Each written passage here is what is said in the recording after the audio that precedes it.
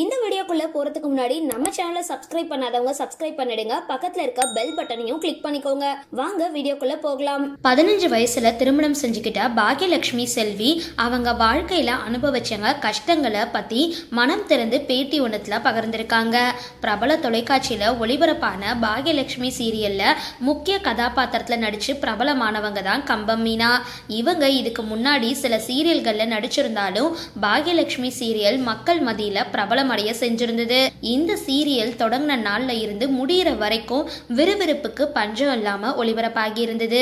வழக்கமான ஒரு சீரியல் மாதிரி இல்லாம குடும்ப பெண்கள் எல்லாருமே குடும்பத்துக்காக எப்படியெல்லாம் கஷ்டப்படுறாங்க அப்படின்றத கருவா கொண்டு 6 வருடங்கள் நகர்த்தப்பட்டிருந்தது. சீரியல்ல பாக்யாவுக்கு ஒரு துணை கதாபாத்திரமா வந்த செல்வி தன்னுடைய மகனை படிக்க வச்சு பாக்யாவோட பொண்ணான இனியாவுக்கு திருமணம் செஞ்சு வச்சிருக்காங்க. இந்த விஷயம் சமூகத்துல நடக்கிறது அப்படின்னாலும் செல்வியோட வளர்ச்சி சமூக வலைதளங்கள்ல அதிகமா பேசப்பட்டிருந்தது.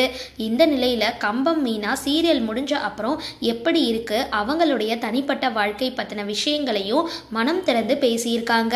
அதாவது, என்னுடைய அப்பா இறந்துட்டாரு, என்னுடைய அம்மா தான் என்ன வளர்த்தாங்க. 15 வயசுல என்னுடைய மாமனை திருமணம் செஞ்சுக்கிட்டேன். ஆனா அந்த வாழ்க்கை நீண்ட நாட்களுக்கு இல்ல. அவரு வேறொரு பெண்ணை திருமணம் செஞ்சுக்கிட்டாரு. அவர்களுக்கு குழந்தைகள் இருக்காங்க. அதுக்கப்புறம் நடிப்புல ஒரு ஆர்வம் இருந்தது.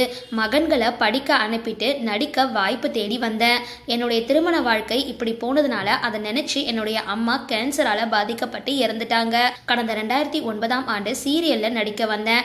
எனக்கும் சினிமாவுக்கும் எந்த விதமான சம்பந்தமும் கிடையாது. என்னுடைய ஒரே லட்சியம் என்னுடைய 2 மகன்களையும் எப்படியாவது நல்ல நிலைமைக்கு வளர்த்தணும் அப்படின்றது தான். அதுக்காகவே வெறித்தனமா உழைச்சேன். ஹாஸ்டல்ல தங்கி மகன்கள் படிச்சாங்க. அவங்களுக்கு எல்லா விஷயங்களையும் சொல்லி கொடுத்திருந்தேன். அவங்க 2 பேருமே என்னை புரிஞ்சுக்கிட்டு எனக்கு பலமா இருக்காங்க. அவங்களுக்கு நான் உண்மையா இருந்திருந்தா போதுமா இருக்கும் அப்படின்னு அவங்க மனசுக்குள்ள இருக்கிற கவலையை கொட்டி பதில் கொடுத்திருக்காங்க. இந்த காணொளி இப்போ சமூக வலைதளங்கள்ல ரொம்பவே வைரல் ஆகிட்டு வருது. சரி, இந்த வீடியோ பார்த்தனா உங்களோட கருத்துக்களை கீழே கமெண்ட் பாக்ஸ்ல போஸ்ட் பண்ணுங்க. வீடியோ பிடிச்சிருந்தா லைக் பண்ணுங்க, ஷேர் பண்ணுங்க. மறக்காம டிபி காபி சேனலை சப்ஸ்கிரைப் பண்ணுங்க.